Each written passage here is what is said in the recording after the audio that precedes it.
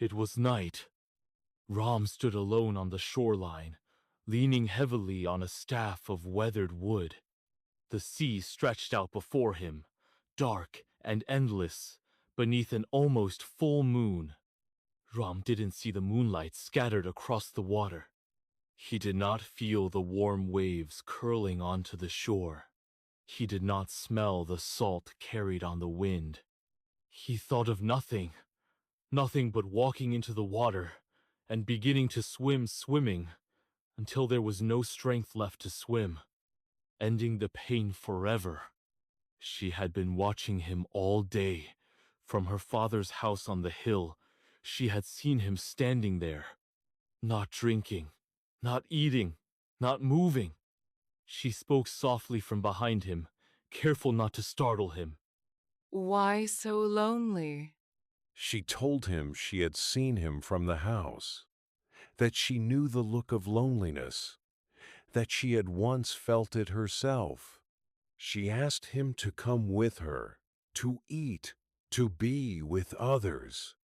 A woman stepped from the darkness. She told him not to stand alone like this. Her dress was simple. Her hands were rough from work.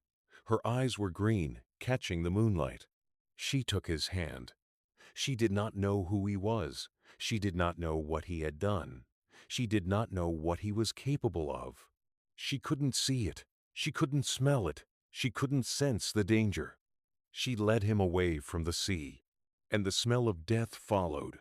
The house was small. The floor was dirt. There was little to spare. Yet he was welcomed. Her father stood when they entered. He offered Ram a chair, wine, food. They asked nothing in return. Ram was awestruck by their charity, and yet they welcomed him. Why? Why? He asked the old man. God told her to help you, the old man said simply. Ram demanded to know what he meant. God said you did not wish to live anymore, the man replied, but that he needed you to finish something. Ram stares, shaken not by God, but by being seen so clearly. Ram looks up, his ice blue eyes tormented with his demons. Maria returns with a plate. She smiles, then notices Ram's face. For a moment, she is afraid of what she sees, seeing the pain and rage in him. Then Ram buries his face into her apron. He begins to cry. She realizes, not for himself. Later he spoke. He spoke of war, of old, vast armies, of things no man should carry alone. The old man listened, asked little, poured more wine. Maria listened until sleep claimed her. By morning, Ram realized he had spoken all night. Diego stretched, studied him for a moment, and smiled faintly. There was something about the man that felt older than it should have. Ram looked ashamed. He reached into his robe and produces a heavy leather pouch. Coins clink. Diego's hand goes up instantly. No, you needed help, that's all. What would God think of me if I took gold for kindness? He stood.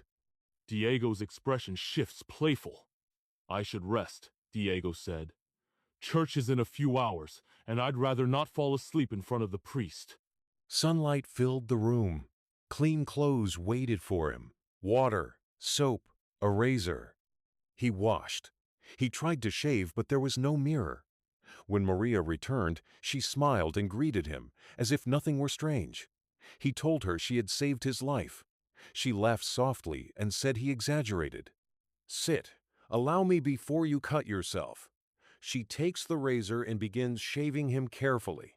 She notices scars, some old, some impossibly old. They crisscrossed his back, arms, and chest. She doesn't want to ask, but she can't hide her curiosity.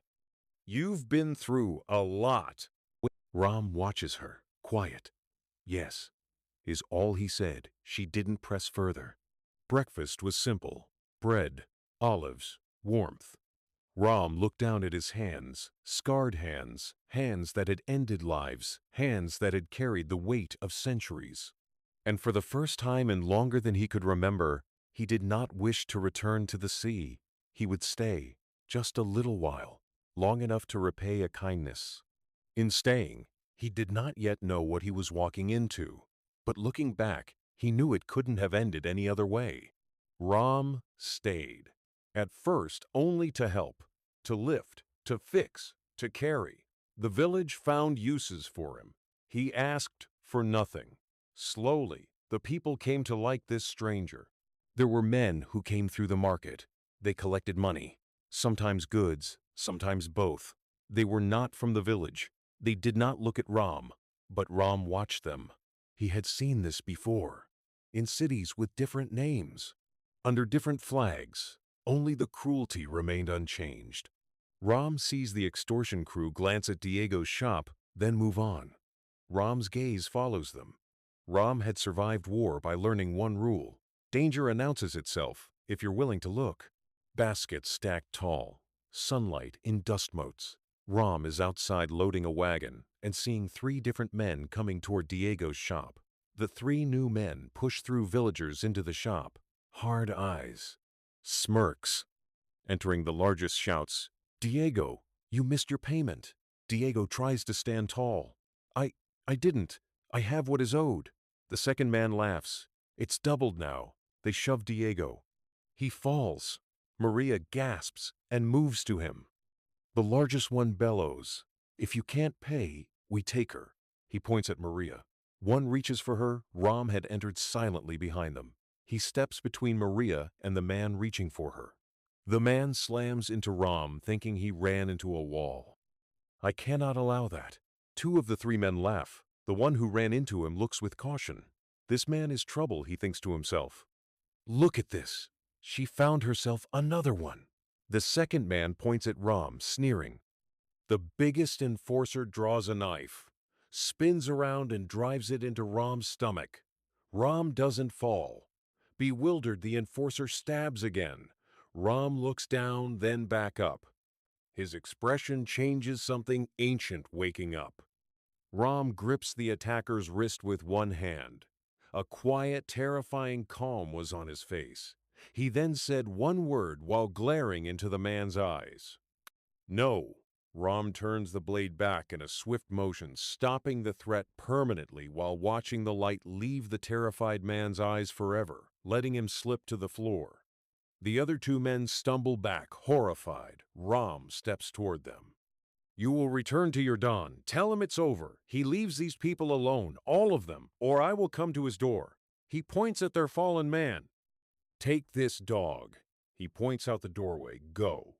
They drag the body into the street, place him in a wagon, and start to the chateau on the hill. Outside, the market has gone silent. Diego looks up at Ram, breathless. "I knew God sent you." Ram helps Diego up effortlessly. Perhaps not God. Ram looks at Maria, steadying himself. Ram reaches in his tunic and hands Maria a heavy leather pouch. Her eyes wide when she looks inside. "Get supplies. A wagon, horses. We may have to leave today. Diego, help her, please." Maria nods, shaken, and Diego follows her from the shop. Ram turns toward the hill where the chateau sits. Ram had come to the shoreline to disappear into the sea, but a woman's hand had pulled him back. Ram, looking up the hill at the large chateau, realized the sea was the least of what threatened this village. He let his temper get away from himself. He knew better. Exhaling, Ram started walking up the hill. This is Rusty of Rusty's Mind. Join me with part 2 of Fire in the Sky. Thank you for listening. Good night.